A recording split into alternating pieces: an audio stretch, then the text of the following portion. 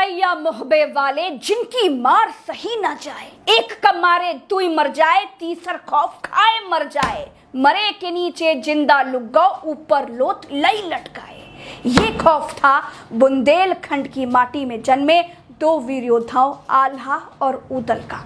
वही आल्हा और उदल जिन्होंने गुजरात में जन्मे पृथ्वीराज चौहान को 52 बार युद्ध में हराया। कितनी बार? 52 बार। और एक बार तो खुद पृथ्वीराज चौहान को मैदान में आना पड़ा, तो गुरु गोरक्षनाथ के कहने पर वीर आल्हा ने पृथ्वीराज को प्राण दान देकर छोड़ दिया था। क्या गलती है आल्हा और उदल की जो उनको इतिहास के पन्नों के नीचे तब भी ढक दिया गया था, और अब भी उनकी वीरता के बारे में चर्चा करने से वर्ग विशेष को बड़ी घबराहट होती है। क्या कसूर था उनका? क्या ये कि वो गुजराती नहीं बुंदेलखंडी थे, या ये कि वो पृथ्वीराज को रण में धूल चटा सकते थे लेकिन ऊंचे समाज के नहीं थे, इसीलिए वो पहचान को तरस गए। जाति कोई भी थी लेकिन कर्म से तो क्षत्रिय ही थे। इनकी वीरता के बारे में आलाखंड में कहा भी गया है, 12 बरस ते कुकुर जीवे, 16 बरस ते जिए सियार, बरस 18 क्षत्रिय जीवे, आगे जिए तो धिक्कार। इतिहास की किताबों में अगर हिंदू राजाओं और मुगलों के बीच भेदभाव हुआ तो दूसरी तरफ हिंदू शासकों और उनके दरबारियों ने इतिहास लिखते समय जातिगत भेदभाव भी किए।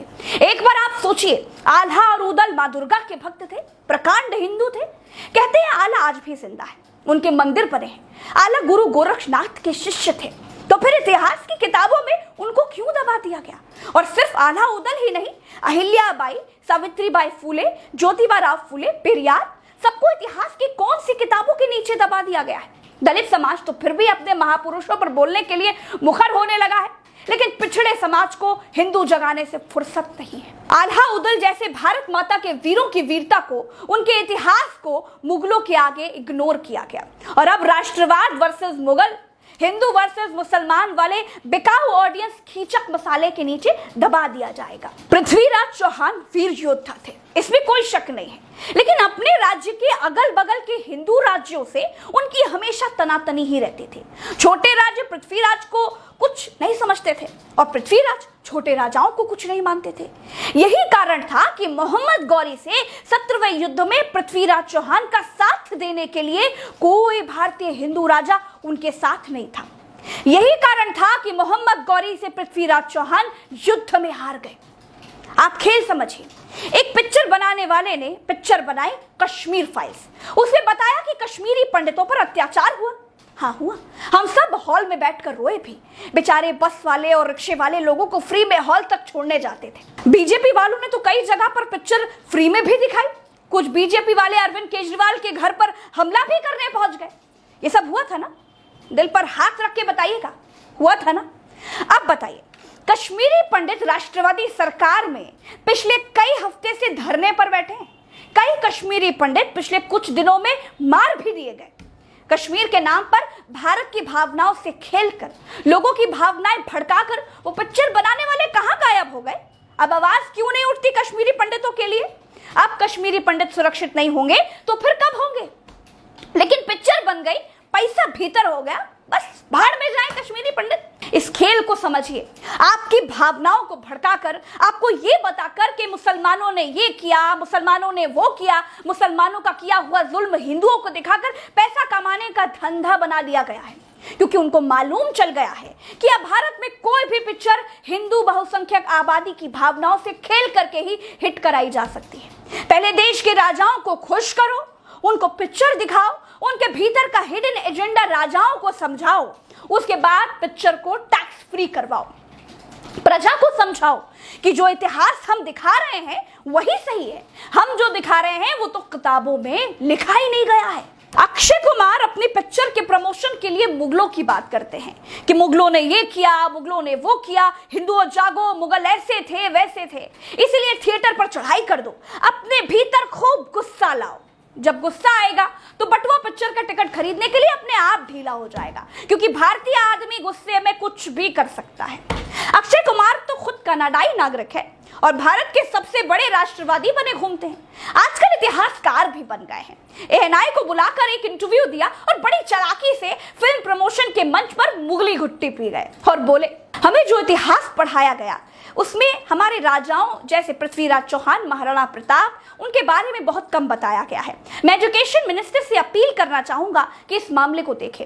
हमें बैलेंस करना चाहिए। मैं ये नहीं कहता कि हमें मुगलों के बारे में नहीं जानना चाहिए, लेकिन हमें अपने राजाओं के बारे में भी जानना चाहिए। वे भी महान थे और ये जानकारी हर किसी को बताना चाहिए। बच्चों को महाराणा प्रताप के बारे में जानना चाहिए। हमारे इतिहास की किताबों में पृथ्वीराज चौहान के बारे में 2 से 3 लाइन ही है। अक्षय कुमार जी, पृथ्वीराज चौहान के बारे में तो हमने स्कूल की किताबों में ही ये लाइनें पढ़ी हैं।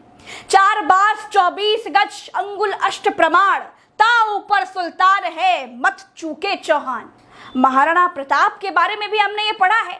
रण बीच चौकड़ी भर भर कर चेतक बन गया निराला था, राणा प्रताप के घोड़े से पड़ गया हवा का पाला था।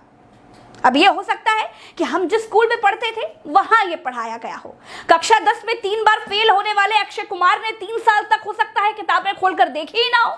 दोस्तों, आजकल इतिहासकार नहीं बताते हैं, बाबा बताते हैं, नेता बताते हैं, और तो और जो अपने माँ बाप का दिया हुआ नाम बदलकर फर्जी नामों से हीरो बनते हैं, वो भी देश को इतिहास बताते हैं। दोस्तों, ये सब सिर्फ इसलिए है क्योंकि आप इतिहास को इतिहासकार से मुंह से सुनेंगे भी नहीं, क्योंकि वो सच बताएगा। आज का दौर एक तरफा है। एक दौर था जब फिल्म समीक्षक फिल्म की समीक्षा करते थे। अब अक्षय कुमार टाइप के लोग नेताओं से फिल्मों को हरी झंडे दिखवाते हैं, सिर्फ इसलिए कि अगर अमित शाह जी ने देख ली, योगी जी ने देख ली, तो बीजेपी सपोर्टर तो देख ही लेंगे। और केवल बीजेपी को सपोर्ट करने वाले मेरे देश के भाई बहनों ने पिक्चर देख ली तो अक्षय कुमार का भला हो जाएगा। ये शुद्ध बिजनेस वाला फंडा है। मैं बात सच कहती हूं, इसीलिए बहुतों को पसंद नहीं आती होगी। सच की यही खासियत है कि पसंद हो या ना हो, लेकिन सच सच ही रहता है। मेकअप पोत कर हीरो लोग इतिहासकार बन गए। एक समय तक ये मोहब्बत वाली पिक्चरें बनाते थे, लड़की पटाएं, माँ बाप को मनाएं, गुंडों को मारें, शादी किए, पिक्चर हिट। फिर अमीरी गरीबी वाले फॉर्मूले पर पिक्चर चलने लगी। फिर एक ट्रेंड आया कि देशभक्ति वाली पिक्चरें चलने लगी। फिर एक दौर और आया जब जुल्मी ठाकुर के विनाश वाली पिक्चरें चलने लगी। फिर डाकुओं का दौर आया और अब राष्ट्रवादी युग है। यहाँ हिंदू मुसलमान के एंगल पर ही पिक्चर हिट होगी। अब ये फॉर्मूले कहानी विहीन हो चुके हैं। साउथ की पिक्चरों से पिट चुके बॉलीवुड में कुछ दिनों तक तो कुछ हीरोज के लिए ये सक्सेसफुल रहेगा। वीडियो थोड़ा लंबा हो गया है और लंबा नहीं करेंगे, चलते हैं दोस्तों। राम राम, दुआ सलाम, जय हिंद। मेरी बातों से अगर आप सहमत हैं तो चैनल को सब्सक्राइब जरूर कीजिएगा। वीडियो को कम से कम 1 आदमी तक तो शेयर जरूर कर दीजिएगा। मुझसे ट्विटर पर जुड़ने के लिए @प्रज्ञा नाम से खोजिए और मुझे फॉलो कीजिए। साथ आएंगे तो सच को कहने के लिए मुंह और बढ़ जाएंगे, आवाज में और ताकत होगी, आवाज में आवाज मिलेगी तो सच दूर तक जाएगा, सच का बोलबाला होगा और झूठ का मुंह काला होगा। नमस्कार।